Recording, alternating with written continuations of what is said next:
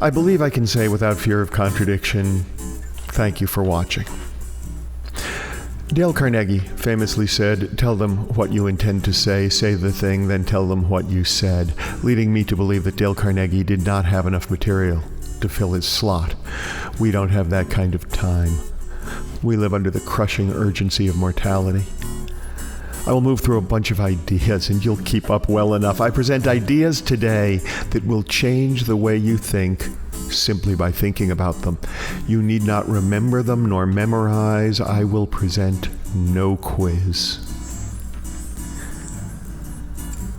Some of you learned this in public school. Most of you learned it for long enough to do a worksheet and pass a test and then forgot all about it. Others, perhaps, studied some creative writing in high school, in college. Maybe you wrote on the school paper and a professor or an advisor handed you a copy of Strunk and White and said, "You must read the chapter on the active voice," with an intensity that caused you concern for his, her, or their mental health. I agree with that person, but you really have to discover that on your own. Others find this baffling and may never have seen it. Either way, panic not. I'll be brief on the technical aspects. In the active voice, the subject of the sentence takes action. The dog tugged the leash restrained the dog. Whether the leash or the dog serves as the subject of the sentence, it carries out the action defined in the verb, the predicate. In these cases, a single clear verb upon the object of the sentence. If we put the subject of the sentence under the influence of the object, we have the passive voice. The leash was pulled by the dog was restrained by the leash. That's really the whole difference, and it may seem inconsequential. Parenthetically, my martial arts master taught me ways in which impact can be increased through use of the most direct approach. He once stood at arm's distance and held his fist out just in front of my nose. Then he threw a series of fast punches right to the space in front of my trusting face.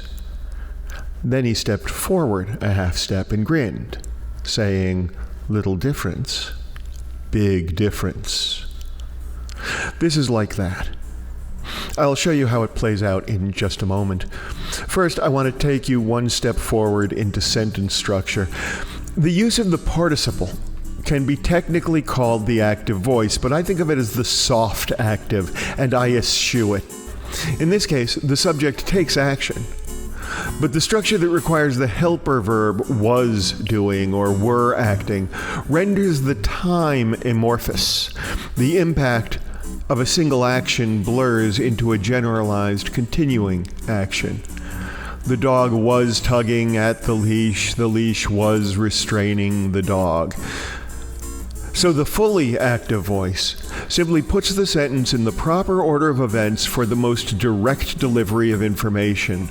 Someone or something does something, possibly to something or someone else. For a reader, the use of the fully active voice drives the story forward in a clear, direct fashion and, generally speaking, offers the greatest impact in a sentence. Observe the difference. The barroom was lit by gas lamps and 7 men were playing poker around a table.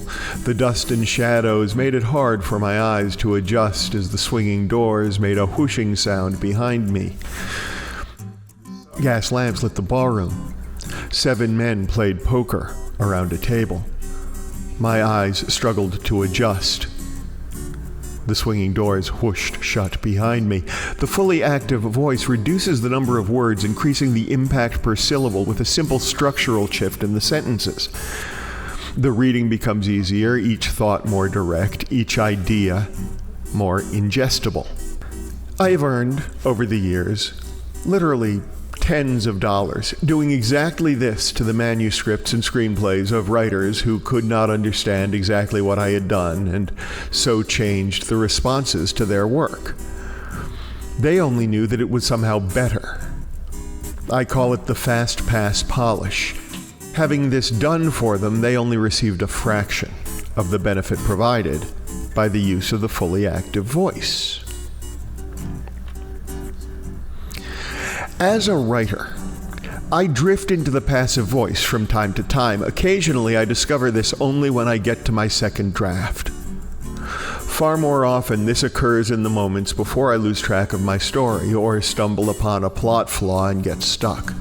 When that happens, I go back a paragraph or two and find out when the linguistic drift occurred.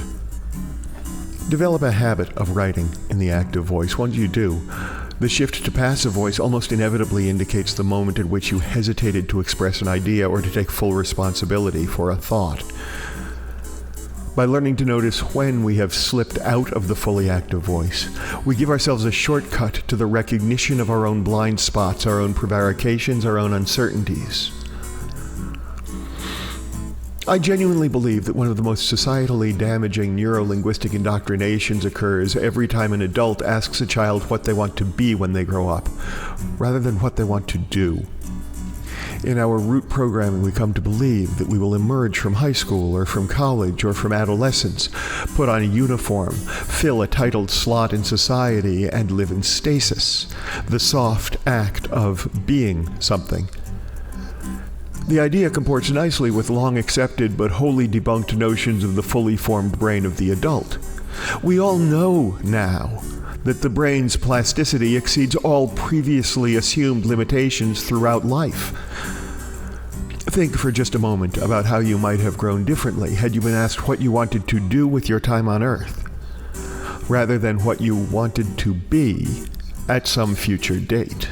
So this idea of the active voice extends beyond our writing. It applies in our lives. We must shift from being passive observers to active participants in our own stories, and ultimately, we can become the drivers of our own destinies. Forrest Gump taught us all that life is like a box of chocolates in a beautifully made film by Robert Zemeckis. We swallowed it like gullible children because we'd already been primed to believe that passivity eventually pays off. We forgot that we were taking the advice of a lucky moron. Gump, I mean, not Zemeckis. Seek a chart on the inside of the box to know each morsel. Literacy helps, so if you haven't yet, learn to read. There's the box of chocolates fallacy done and dusted. I offer no audience participation game to sink these ideas into your mind. Your mind remains as absorbent as you allow it to be, as when you learned as a child when a powerful teacher led you to think deeply for yourself on a subject. The best teachers sought to give you the most information and inspiration possible, not to make friends or influence you. Put the pieces together as you will, when you will. To see the way this affects you, though, I suggest you conduct the following experiment. With each email you write, each text, each tweet for the next 2 weeks, review every sentence, put each one into the active voice, find out whether your inner monologue, for those who have one, runs in the active voice, and if not, do the small revisions and find out what happens. For many of you, I can predict a rediscovery of long-forgotten intentions, plans made in adolescence or in young adulthood that did not come to fruition. You will realize that the thing you hoped would happen in retrospect was a thing you might have caused had you simply chosen the active over the passive approach. When this happens, decide whether this thing that you might not be holds in it something you still wish to do. Simply by making sure the sentences you write for a week emerge in the active voice, you will begin to think in the active voice. Almost immediately you will remember the joy of doing, of learning, of affecting the world, and the habitual passivity, the training to await unpredictable outcome, melts away. You begin to write your own chapters. Then, my lovely friends and fan, we will meet again, perhaps to discuss the literary, personal, and evolutionary possibilities inherent in the past, the present, and the newly re-engaged future tense. I'm Dylan Brody. Active Voice Production supports, nurtures, and guides writers at all stages of their careers. Wherever you find yourself on your writer's path, look us up at activevoiceproductions.com/for-writers.